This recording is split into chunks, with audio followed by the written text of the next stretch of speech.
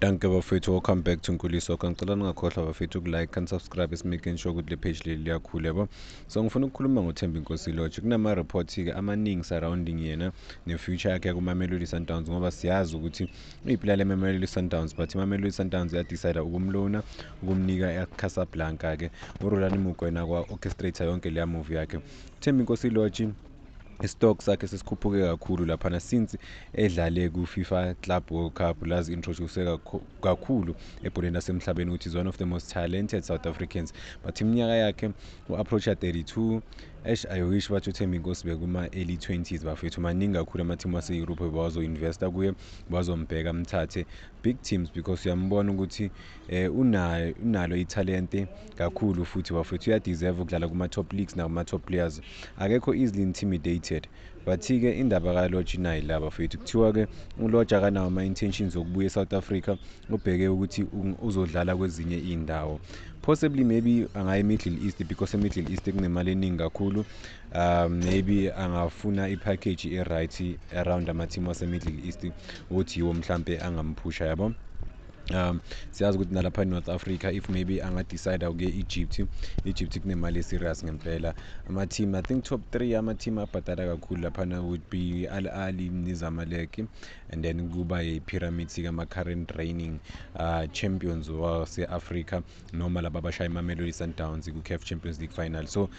but it will all come down to or trickle down to iMamelodi Sundowns ukuthi iMamelodi Sundowns izofuna malini for one of their most exciting prized star but guess what uThembi Nkosi Lodge bangaduri kakhulu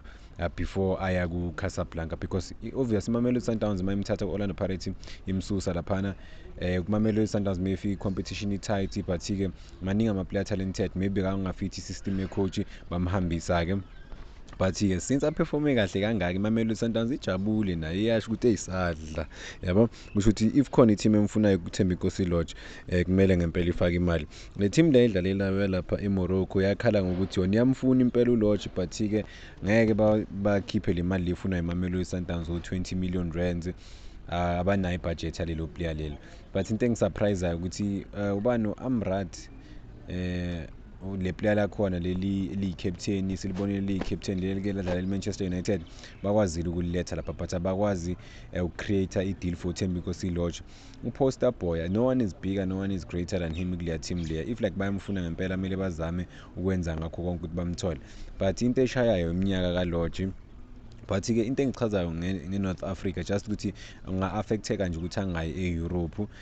because of sekayakhulu yabo and then ubuya kuma-injury maybe bangabheka yonke leyo nto leyo but-ke just based on i-talent angaya e-Middle East kama-player no-30 something ayadlala kakhulu futhi yabo ufana naleyo i-captain yakhe I think is approaching 40 if akanawo 40 but still usadlala umfana laphana yabo so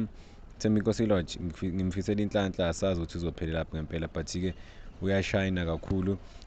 into engijabulisa kunakho konke ukuthi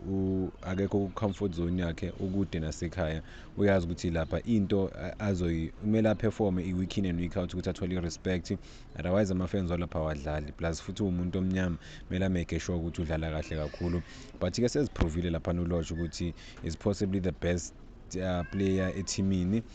in terms of i-talent ne-skill i-vision nje yakhe lo muntu lo yi-superstar bafethu South Africa was holding him back a bit I wish kuthiwa wahamba early wasuka ku-comfort zone yakhe anabo ma-26 at least ngabe in terms of i-stardom sakhe is way bigger than uPercy Tau because uLodge more talented than uPercy Tau but-ke yabona into elimaza ama-player i-stardom ukuthi uyi-superstar kakhulu ifame noma udumo livele ligcwale ekhanda and then kuba i-problem because kuthiwa uye bekafuna ukudivida i-Orlando Pirates but-ke sazi ukuthi izophelela lapha indaba kaThembi Nkosi Lodge bafethu ngoba transfer market iyavulwa danko bafethu.